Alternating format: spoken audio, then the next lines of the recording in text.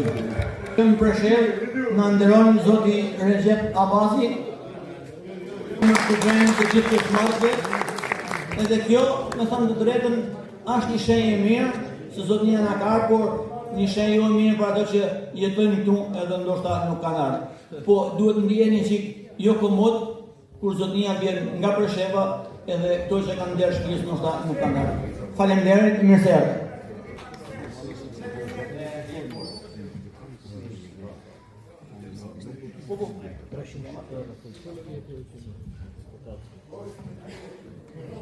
Të them motra dhe vëllezër, më duket pak sepse ju jeni për mua çdo gjë, jeni jeta e shqiptarëve të Preshevës me Degjes së Bujanocit.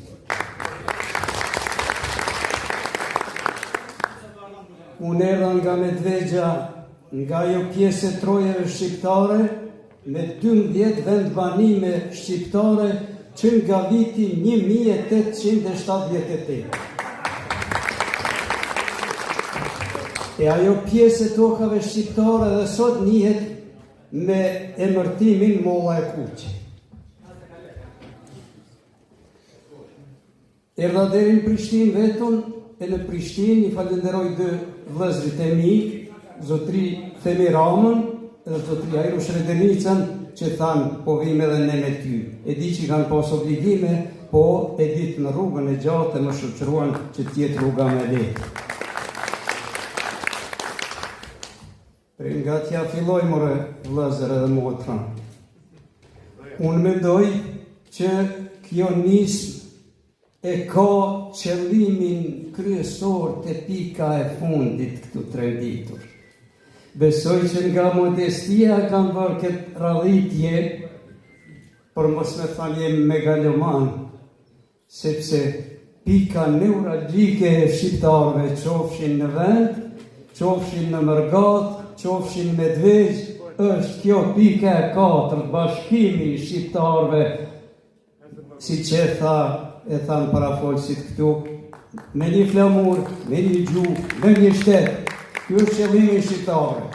Dhe s'kemi pse të frikohemi ta kërkojmë këtë ta themi, edhe të luftojmë që kjo të bëhet realitet.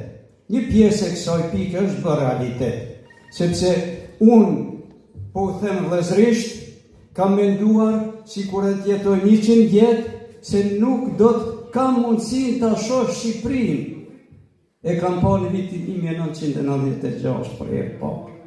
Edhe sa herë që vi në Shqipëri, më duket se jam për herën e parë, sepse kënaqësia që e ndjen trupi im për Shqipërinë është sikur që të vi secilën herë për herën e parë. Unë kam edhe një obligim që këtë kuvend, përveç në emër të shqiptarëve të Preshevës, Medvegjes së Bujanocit, ta përshëndes edhe në emër të parlamentit paqësor të shqiptarëve në Mërgat, me Selinë në Gjermani, në udhëheqjen e veprimtarit Santa Iri për Kosovën edhe Kosovën lindore. U cek në disa veprimtari.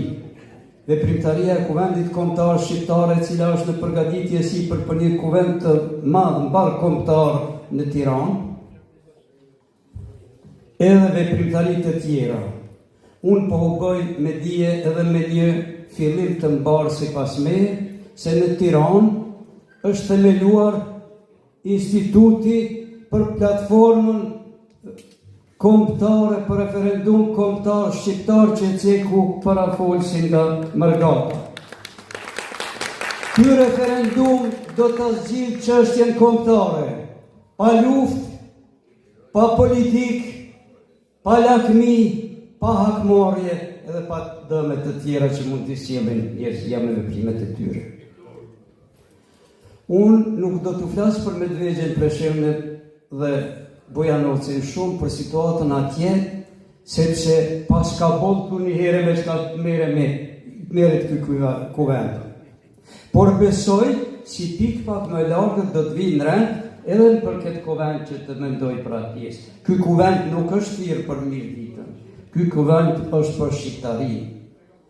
Kjo më ka pru këtu edhe do të mbështes derisa shkojnë këtë rrugë me gjitha mundësitë dhe potencialet e mia. T'u them, unë jam një mësues i shkollës Shqipe Medvegjë që nga vitin 1969 deri në vitin 2013. Janë 27 vite kretat. Gjithmonë në shkollat Shqipe. Në vitin 1999 unë kam qenë i përjashtuar nga sistemi i Serbisë Miloševićit për një akuzë të rëndë, po shumë reale. Refuzimi i kryerjes së detyrave luftarake. Lufta bëhej kundër popullit tim, si ta ndihmoj atë. Thash ju bëni çka doni me mua, por unë nuk vitin ta ndihmoj këtë luftë.